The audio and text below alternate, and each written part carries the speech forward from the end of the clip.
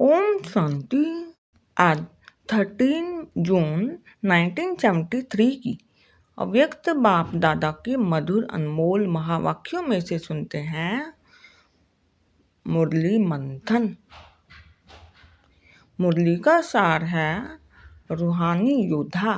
बाबा ने कहा, अपने को रूहानी सेना के महारथी समझते हो।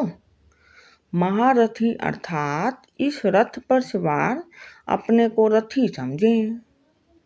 बाबा ने कहा, मुख्य बात है कि अपने को रथी समझकर इस रथ को चलाने वाले अपने को अनुभव करते हो। बाबा ने कहा, अगर युद्ध के मैदान में कोई महारथी अपने रथ अर्थात सवारी के वश हो जाए तो क्या वह महारथी विजयी बन सकता है?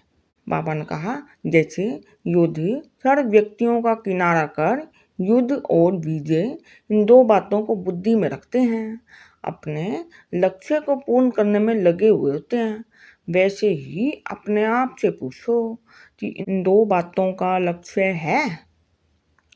बाबा ने कहा, कहीं पर भी रहो लेकिन सदैव यह स्मृति रहे कि हम युद्ध के मैदान पर उपस्थित हुए योद्धे हैं। फिर बाबा ने योद्धों के बारे में बताया।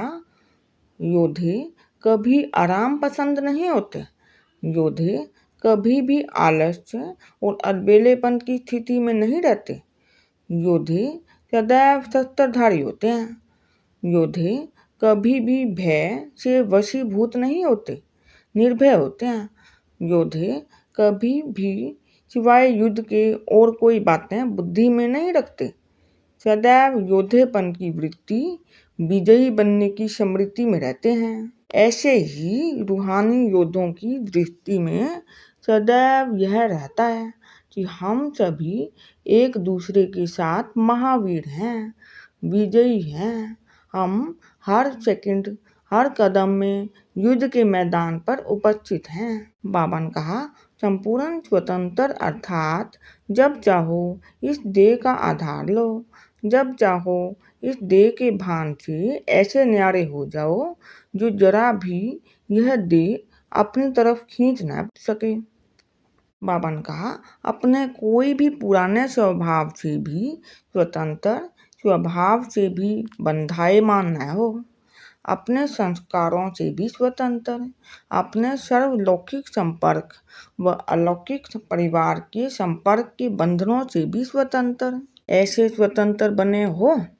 बाबा ने कहा, एक व्यर्थ संकल्प मास्टर सर्वशक्तिमान को परेशान कर दें, पुरुषार्थ में कमजोर बना दें। ऐसे मास्टर सर्वशक्तिमान को क्या कहेंगे?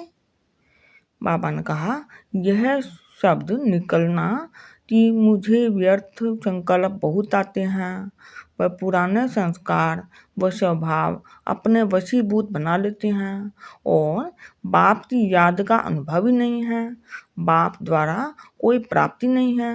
वह छोटे से विघ्न से घबरा जाते हैं, निरंतर अतीन्द्रिय सुख का अनुभव नहीं होता, चाहे यह बोल ब्राह्मण कुलभूषण के हैं। बाबा ने कहा, वर्तमान समय ब्राह्मण बनने वाली आत्माएं अपने आप को देखें कि क्या ब्राह्मणपन का पहला लक्षण अपने जीवन में लाया है। फिर बाबा ने कहा, ब्राह्मणपन का पहला लक्षण कौन सा है? और संग तोड़, एक संग जोड़, एक बाप दूसरा न कोई।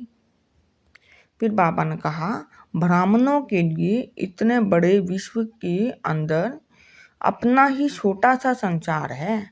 ऐसे छोटे से संसार में हर कार्य करते ऐसे ब्राह्मण विश्व के जिन भी आत्माओं को देखते हैं उनको सिर्फ एक कल्याण की ही भावना से देखते हैं, संबंध और लगाव की भावना से नहीं, लेकिन एक ईश्वरीय सेवा से। बाबा ने कहा, ब्राह्मण जन्म की विशेषता क्या है?